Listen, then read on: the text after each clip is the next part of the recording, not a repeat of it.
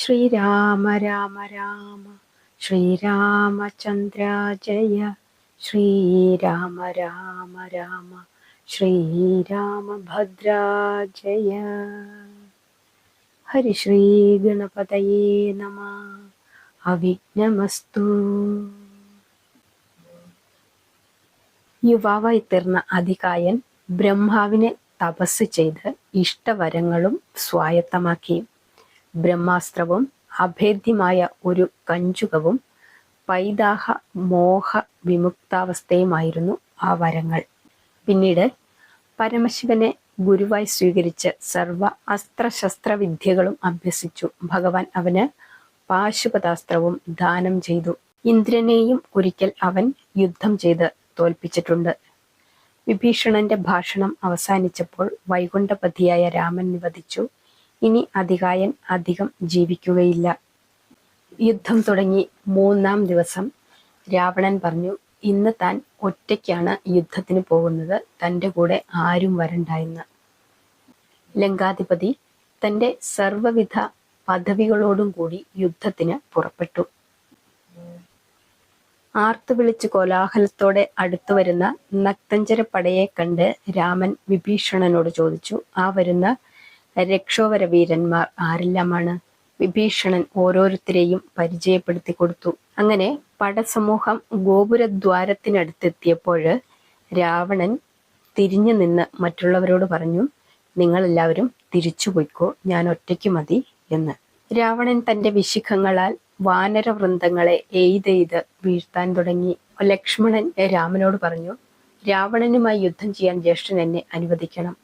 രാമൻ പറഞ്ഞു, ലക്ഷ്മണ, ആ സാഹസത്തിന് നീ പുറപ്പെടേണ്ട. മഹേന്ദ്രൻ പോലും അവന്റെ മുമ്പിൽ അശക്തനാണ്. പോരെങ്കിൽ മായാപ്രയോഗങ്ങളും അവന് വേണ്ടുവോളമുണ്ട്. കയ്യിലിരിക്കുന്ന വാള് ശൈവദത്തമാണ്. രാക്ഷസനായ അവന് യുദ്ധധർമ്മവും ന്യായവുമില്ല. അതുകൊണ്ട് അവനോട് ആഘവത്തിന് ഒരുങ്ങുന്നത് വളരെ സൂക്ഷിച്ചു വേണം. ഇത് കേട്ട് സൗമിത്രി പിറകോട്ട് മാറി. എങ്കിലും ഹനുമാൻ ചാടിച്ചെന്ന് രാവണന്റെ മൂക്കും വായും പൊത്തി ആഞ്ഞൊരിടി കൊടുത്തു. തല പത്തും കറങ്ങി വിറച്ച് ദശകണ്ഠൻ തേർത്തലത്തിൽ വീണു. കുറച്ചു കഴിഞ്ഞ് കണ്ണു തുറന്നപ്പോൾ ഹനുമാൻ പറഞ്ഞു, രാവണ, നീ അപാര ഭാഗ്യവാനാണ്. എന്റെ അടി കൊണ്ടിട്ട് ചാകാതെ കണ്ണു തുറന്നവൻ നീ ഒരാൾ മാത്രമേയുള്ളൂ. രാവണൻ പിടഞ്ഞെഴുന്നേറ്റ് ഹനുമാനെ ആഞ്ഞ് അടിച്ചു. ഹനുമാനും ആ സമയം മോഹിച്ച് താഴെ വീണുപോയി. ആ സമയം നീലൻ രാവണരഥത്തിൽ ചാടിക്കയറി.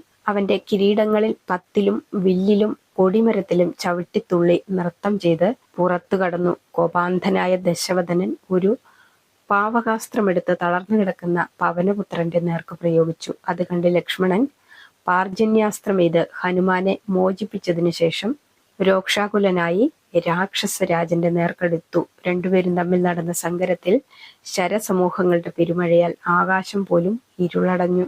സുമിത്രാത്മജൻ രാവണന്റെ വില്ല് ഒടിച്ചു കളഞ്ഞു. ഈ സമയം തന്റെ കഞ്ചുകത്തിനകത്ത് ഒളിച്ചു വെച്ചിരുന്ന മയദത്തമായ വേലെടുത്ത് ലക്ഷ്മണന്റെ നേർക്ക് പ്രയോഗിച്ചു. അസ്ത്രങ്ങളാൽ അപ്രതിരോധ്യമായ ആ വേലായുധമേറ്റ് സൗമിത്രി മോഹിച്ച് താഴെ വീണു. സൗമിത്രിയെ എടുത്തുകൊണ്ടു പോകാനായി രാവണൻ ശ്രമിച്ചെങ്കിലും ആ ശരീരമൊന്ന് അനക്കാൻ പോലും അവന് കഴിഞ്ഞില്ല. അപ്പോഴത്തേക്ക് ഹനുമാൻ ബോധം തെളിഞ്ഞ് അവിടെ ഓടിയെത്തി ദശാനനനെ ഉഗ്രമായി വീണ്ടും പ്രഹരിച്ചു. ആ അടിയേറ്റ് ദശകണ്ഠൻ ചോരയും ഛർദ്ദിച്ച് തേരിൽ വീണു.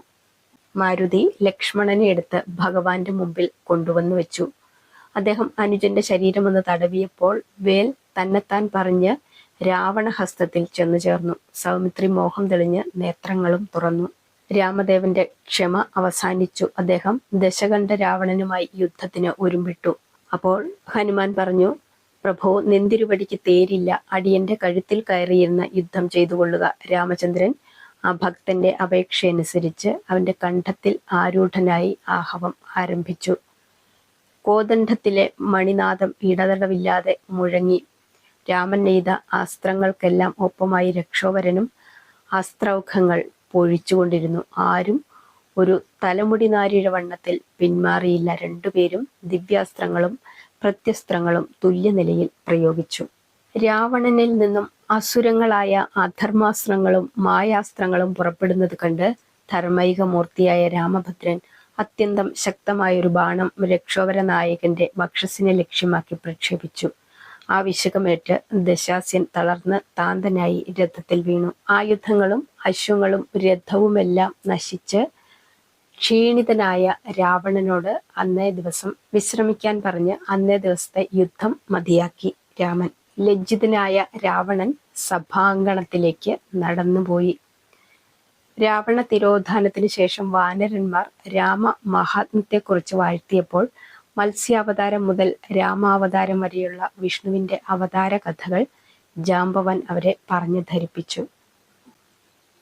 4-ാം ദിവസം നേരം പുലർന്നപ്പോൾ ദശഗ്രീവൻ തന്റെ അംഗരക്ഷകരെയും ശേഷിച്ച സേനാപതികളെയും വിളിച്ചു വരുത്തി പറഞ്ഞു, കഴിഞ്ഞ 3 ദിവസത്തെ യുദ്ധവും നമുക്ക് തികഞ്ഞ പരാജയമാണ്. കുംഭകർണൻ ഉണർന്നിരുന്നുവെങ്കിൽ അവൻ മാത്രം മതിയായിരുന്നു. അതുകൊണ്ട് നിങ്ങൾ എല്ലാവരും കൂടി ചെന്ന് കുംഭകർണനെ ഉണർത്താൻ ആവശ്യപ്പെട്ടു. അങ്ങനെ എല്ലാവരും കൂടി കുംഭകർണനെ ഉണർത്താനുള്ള ഭഗീരഥ പ്രയത്നം ആരംഭിച്ചു. ഒടുവിൽ കുംഭകർണൻ കണ്ണു തുറന്നു. രാവണൻ നടന്ന കാര്യങ്ങളെല്ലാം കുംഭകർണനെ പറഞ്ഞു കേൾപ്പിച്ചു. കുംഭകർണൻ ജ്യേഷ്ഠനെ ഉപദേശിക്കുകയാണ് ഉണ്ടായത്.